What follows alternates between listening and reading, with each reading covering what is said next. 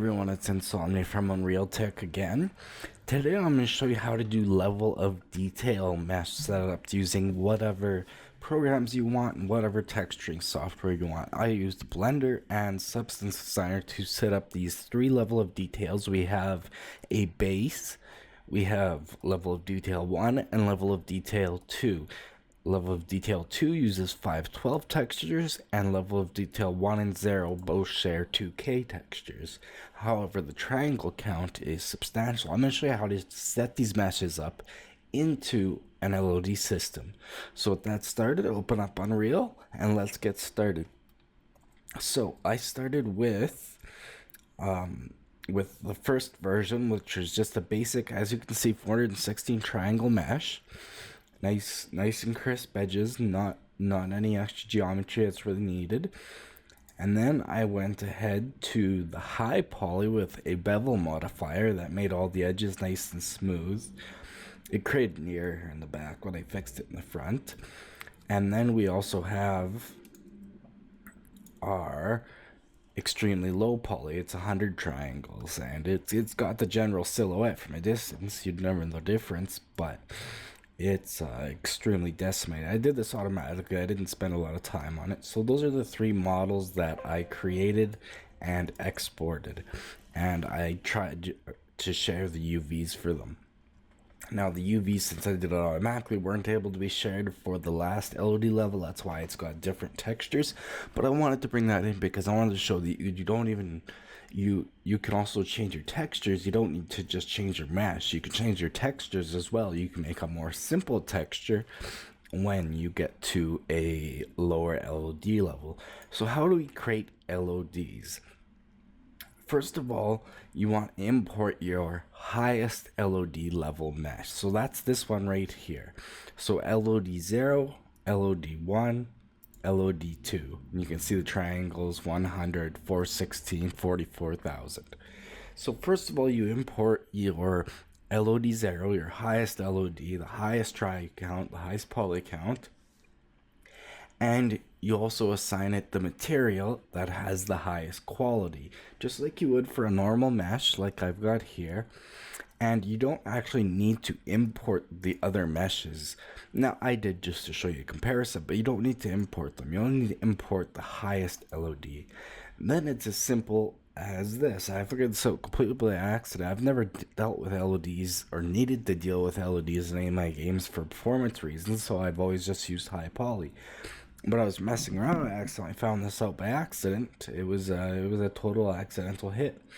Our LOD settings here, under LOD group where it says none, under LOD import at base LOD, it says import LOD level 1, and that'll bring up an FBX FBX or OBJ, I guess, an FBX import screen. And so doing so, I am able to import the next level. So we currently have LOD 0, as you can see, imported. So now we're going to import the next one down, which was the standard one, the one I started with. So LOD 1. So we're just going to double click on that. It'll calculate its LOD settings for distance and everything. And it'll do its bitmaps and whatever. It'll take a few seconds. Mesh for LOD 1 imported successfully. Now you see it doesn't it didn't change any of my LOD 1 and 2 meshes. It actually changed the original mesh. It added it into there. You can see the resources 2800 kilobytes versus 36 and 12 kilobytes for the other ones. I think this one was originally like 200 kilobytes. So it actually added onto this file. They're all merged into one file, which is kind of nice. It keeps your file size down.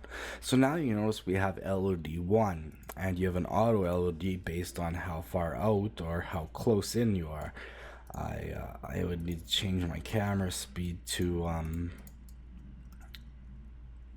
be able to get in close enough for that LOD level, because it's calculated based on the try count that I need to be very close up to get 44,000 tries versus 700 or 400. And you can see the try count now that we have LODs. It shows you the try count and the screen size. So once the screen size gets to half, Then it flips to the next LOD level, which you see has no material. You need to assign the materials.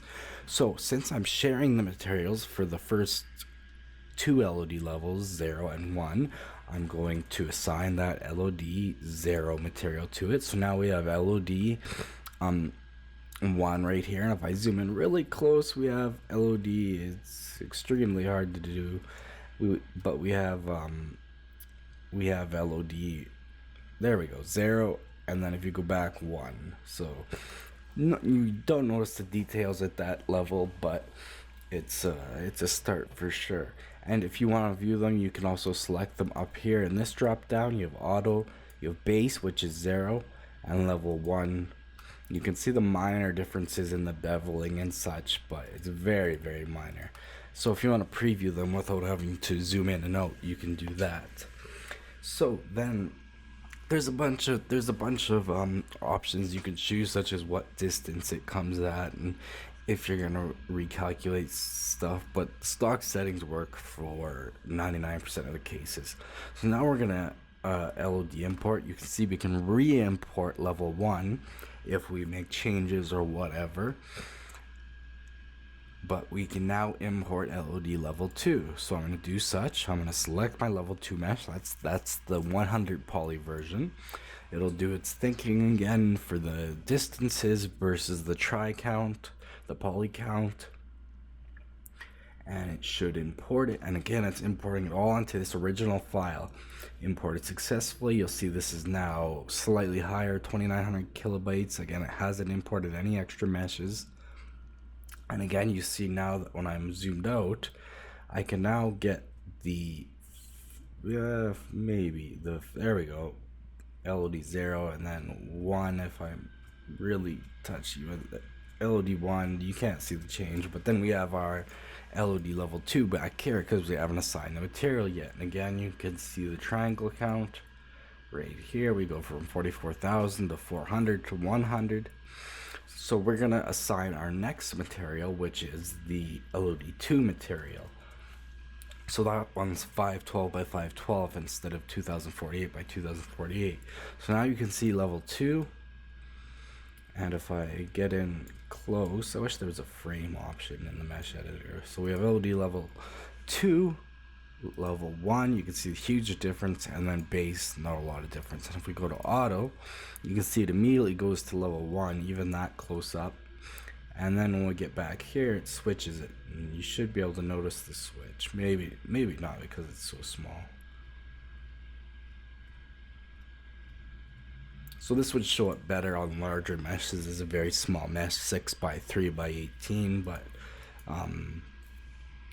that's all there is to it. So this shows that you don't only have to change your meshes, but as you can see, I have LOD 0, LOD 0, and LOD 2. You can also change your materials, and your materials can also be less complex. So let's say your high LOD had, maybe a metallic shading node in there or whatever, and your lower one didn't, or you had some panners or whatever. Your lower LODs can have more simple materials or shaders, and thusly you get more performance. So now in our game, if we delete all these, I'm gonna save actually, not the map, I guess. But if we go to we can delete our extra meshes. We don't need them at all because it's all imported into this original file now. Unreal being awfully slow, not using 411 yet. So we drag this in, and now it will automatically, we can see the change now. So you can see it's at 0, and then it'll flip to 1 right there, and then to 2 right there. So not much change. That's the back end. I put text and such on the front end. So we have 0, 1, 2. So it automatically switches for, and you can adjust those sizes in the mesh editor, But yeah, you just you can save that, and it is a done deal. That is how you set up LODs in Unreal Engine, quick and easy for static meshes. So hopefully that helps you guys in getting some more performance on your game, and working with LODs and learning how to share UVs. And yeah, it'll hopefully get you on the way to some performance games. So remember, create your way.